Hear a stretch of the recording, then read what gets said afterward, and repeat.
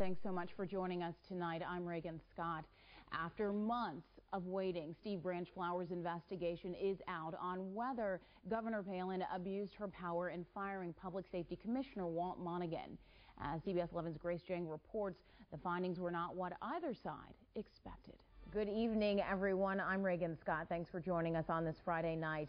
Well, this morning, Alaskans woke up to the shocking news that Senator John McCain actually chose Governor Palin as his choice for vice president.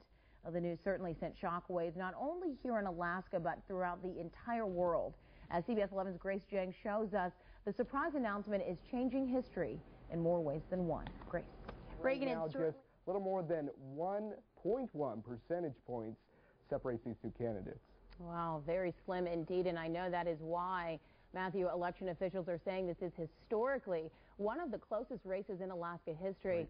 Well, Matthew Young also said during that news conference today that the other opponent in this race, we're talking about Gabrielle Ledoux, endorsed him. A lot of talk about this, but you talked to Ledoux tonight, I understand, so I guess I'm interested to know what she had to say about all of this. Well, Ledoux definitely wanted to clarify that statement while she's running their campaigns against Ethan Berkowitz. Raegan. A waiting game indeed. Matthew Simon, live press tonight. Thanks. Controversy is growing after 14 wolf pups were killed this summer on the southern Alaska Peninsula. The pups were orphaned after their parents were killed as part of the state's aerial predator control program. Hey, Matt, we are live here at the State Fair having a great time, and let me tell you, the sun came out about an hour ago. So many exciting things here, but I tell you the best part about the State Fair, clearly all the friends that you make when you come down to the fair, and this is my friend Anthony. He's being great, and we've met a lot of other people since we've been here, all avid at Channel 11 watchers. You guys, why don't you tell me, what is your favorite part of the State Fair? Being with an animal. With the animals. And Madison, what about you? I like ponies. Ponies. I love ponies too. What about you? The contest. The contest. Favorite part? The rides. The rides. All right. And back here, what's your favorite part of the State Fair? All right. For the animals. Dad? The contest. The contest. All right. Lots of great things going on. Again, the sun finally decided to come out. It was a little wet at the beginning, but we are eating a lot of great food, talking to so many people, having a great time. And later this evening, Matt, Rockapalooza is going on. That's going to be another good performance. So certainly a lot to do. You should get off the couch, come down to the State Fair. A lot of things going on here. Reporting live in Palmer, I'm Raegan Scott, CBS 11 News. But we do know he has no hostages. So again, police confirming at this hour that there are no hostages inside that house right now. We also know that there are no warrants against this man, but certainly, as you can imagine, a very troubling situation for people who are living in this area. We want to go ahead and show you some of these people. There's a nearby apartment complex right over. Well, Dave, Matt Broom was beaten by kidnappers who were terrorizing this Clifton community last year, and police say one reason he wasn't held hostage is because he did exactly what he was supposed to do.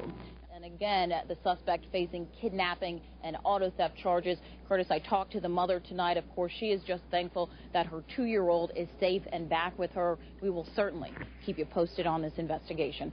For the latest numbers. Back to you, Raegan and Dave. Laura and Matt, thank you so much. And of course, as you heard, a lot of noise at Election Central. And we just want to recap really quickly. Of course, Matt and Laura talking to Mayor Begich. It is looking like when it comes to November, we're going to see Begich going up against Ted Stevens. One of the things Begich talked about is that he's going to have new ideas, fresh ideas, and that he's not going to focus on Stevens' indictment. So we will see how all of that plays out. A lot of eyes on that race tonight. That is certainly true. Yeah, and millions of dollars, switching gears, have been spent on 4 ballot measures this year as well, Dave. And let's take a look at how they're shaping up tonight. Ballot measure number 1 would create... Welcome back, everyone. It used to be one of Alaska's best-kept secrets, but now the cat is out of the bag about Moose's tooth.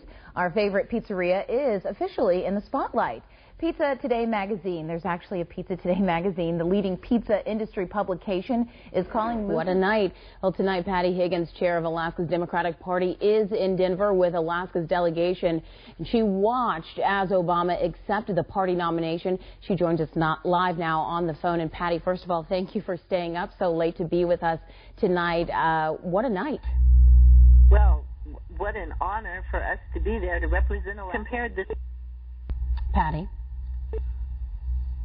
Okay, we seem to be having some audio difficulties with that phoner. We're going to try really hard to get that back. Again, that was Patty Higgins with the Alaska Democratic Party here in Alaska. Of course, she is in Denver celebrating with the rest of the Democratic Party there tonight. Patty saying a lot about her thoughts on Obama's speech tonight and how unified the party was.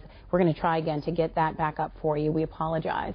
Well, that speech certainly resonated with audiences on both a national and local level. Nearly 500. The day that the indictment came down, what was the first thought that went through your head? My first thought was to call Catherine and find out if she knew about it. That's all. Okay. Was she sad? Was she... She knew about it. She knew about it. She had seen it in the legal stuff come across her desk. Talk to me a little bit about your family. Go back to March of this year. 31-year-old Jason Anderson, a drug trafficking fugitive, died outside the Homer airport after federal marshals and police shot him repeatedly inside his car. And finally tonight, the nation is getting to see a sweeter side of Governor Sarah Palin. Literally, look at that. A suburban Chicago bakery is gearing up, as you can see, for Election Day. Max and Benny's in Northbrook, Illinois is selling cookies that, well, yeah, look like the presidential candidates. And yes, the bakery even has Palin cookies. Have you seen them yet, Brett? Each sweet treat costs just under $5. Proceeds from the cookies will go to several charities, including the American Cancer Society. What are they going to think of next? Yeah. They've got gym shoes, they've got cookies. I guess that's when you know you've made it, is when you get when you get a cookie. I know. You know what? I think your face would look good on a cookie. So would George Clooney or Brad Pitt cookie. Well, thank you for including me. And Brett Shepard cookie. How's our forecast? Very rainy. Yeah, very rainy out there, and it's going to remain very wet the next couple of days. Thanks so much, Matt. A big push from the Obama camp again here in Alaska. Now, nationally, 23 other states participated today in Super Tuesday. New Jersey, New York, and California, really critical states for all the candidates. We have seen a lot of surprises across the board, and just after 8 o'clock, we learned that Hillary Clinton did indeed take California. Well, here is the latest from the Democratic front as results start to trickle in. All right, here are some of the stories our partners at the Anchorage Daily News and ADN.com are working on tonight. State Fish and Game has closed the Kenai River to red salmon fishing. Check to see who's affected. And what do you do with 30,000 pounds of cheese that's taking longer to age than expected? That's the question. Plus, Bonnie Limbo and Bob Bundy plant trees and shrubs around their downtown home designed to attract birds.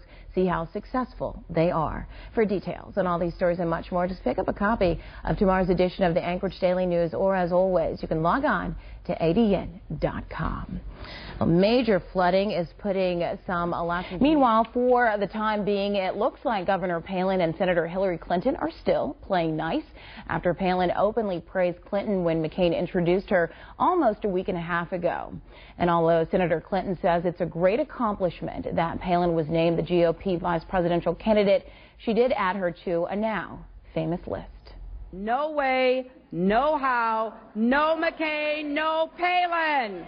Saying that a Waldorf education is a privilege. It's a private school, and for struggling parents, the price tag is expensive. But the evidence of how well this works is so compelling. Public schools are now getting into the game. Do you think maybe people don't understand why it's so important to teach the way that they teach here, like what the long-term effects this could have? Investigation into whether Palin abused her power in firing Monaghan. Well, with Governor Palin still in the spotlight, people are still debating if Governor Palin is ready to lead on a national level. That's the question. Right now, our unscientific poll says just over 52% at this point say yes, while almost, as you can see, 48% say no. To vote, just go to our website again at ktva.com.